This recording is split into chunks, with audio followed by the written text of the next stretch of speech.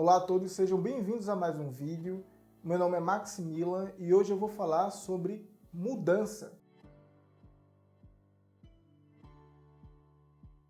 Na nossa vida cotidiana, a gente acaba fazendo coisas em modo automático. A gente automatiza várias tarefas por meio da criação de hábitos e a gente acaba vivendo a vida num fluxo constante e por muitas vezes a gente passa por esse fluxo e não tem um momento de questionamento e de se perguntar por que aquelas coisas estão acontecendo e por que são como são.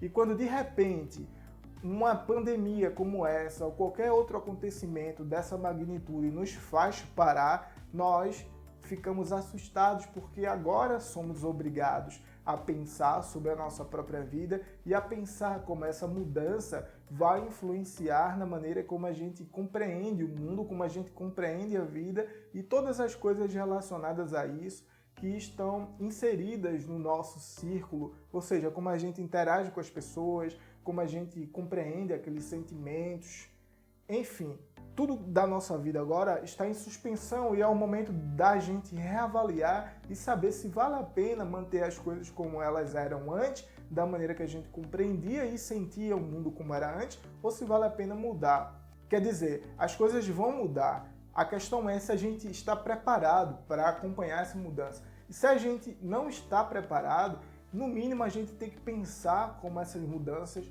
vão nos afetar e tentar nos abrir para essa mudança, porque elas vão acontecer independente da gente, independente da nossa vontade. Então esse meu vídeo hoje eu vou trazer um pedacinho do pensamento de Heráclito de Éfeso, que é um filósofo muitas vezes estudado pelas pessoas que não estão diretamente ligadas à área, para fazer o Enem. Então é um filósofo pré-socrático que todo mundo conhece, que tem aquele fragmento famoso de que a pessoa não pode entrar duas vezes no mesmo rio.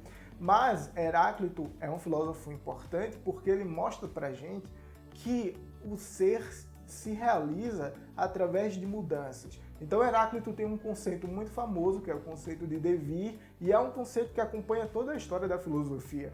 Então ele passa por Heráclito, anos depois por Nietzsche, passa por Hegel, chega até agora, a 2500 anos depois. Para falar de Heráclito, um pouquinho nada de Parmênides. Para Parmênides, o ser é algo imóvel, imutável, que se identifica com a nossa linguagem e com o nosso pensamento. E para Parmênides, as mudanças que acontecem no mundo são algo ilusório. Então é preciso buscar o meio termo. Mas para Heráclito, as mudanças que acontecem no mundo é como o ser se manifesta, é como o próprio ser é. O ser para Heráclito é o próprio devir. Então, ele é um filósofo da mudança, mas Heráclito busca nessa mudança identificar algo que é único. E o que é único nessa mudança é o próprio ser que se dá através das mudanças. E a gente consegue alcançar essas mudanças através do nosso logos, que pode ser traduzido como razão, como discurso e várias outras coisas. Então, por que é importante trazer Heráclito agora, no século XXI, no meio de uma pandemia que está matando milhares de pessoas? Porque, gente, a gente não pode simplesmente compreender as mudanças que acontecem no mundo, como essa que está acontecendo agora, que vai influenciar a nossa vida anos para dentro, como uma questão isolada. Como para Heráclito o ser se dá através da mudança, ou seja, é o próprio devir, é uma coisa única que se desabrocha como várias outras coisas. Mas se você olhar um pouco afastado, você vai perceber que é uma coisa só. Então, de certa maneira, todas as coisas estão interrelacionadas. E a causa da coisa que acontece agora tem sempre, retrospectivamente, outra causa, até a gente encontrar uma certa unicidade. Então, o que eu queria dizer para você nesse vídeo hoje, que vai ser um pouco rápido, é que você deveria tentar encontrar as causas do que está acontecendo agora. Porque quando a gente conhece as causas, a gente consegue compreender os fenômenos que estão acontecendo e como a gente não pode controlar os fenômenos que são independentes da gente, a gente consegue nos controlar. Agora, essa perspectiva é um pouco mais spinozana, mas tem essa característica do devir heraclitiano, que que se desdobra em várias coisas, mas quando olhamos retrospectivamente, estamos nos referindo a uma coisa só, que é a própria realidade. Então a gente não deve se enganar e olhar para o céu e ver que é dia e achar que é um fenômeno completamente isolado da noite. E nem vice-versa, a gente não deve olhar para o frio e achar que é um fenômeno completamente independente do calor. São coisas que dependem uma das outras.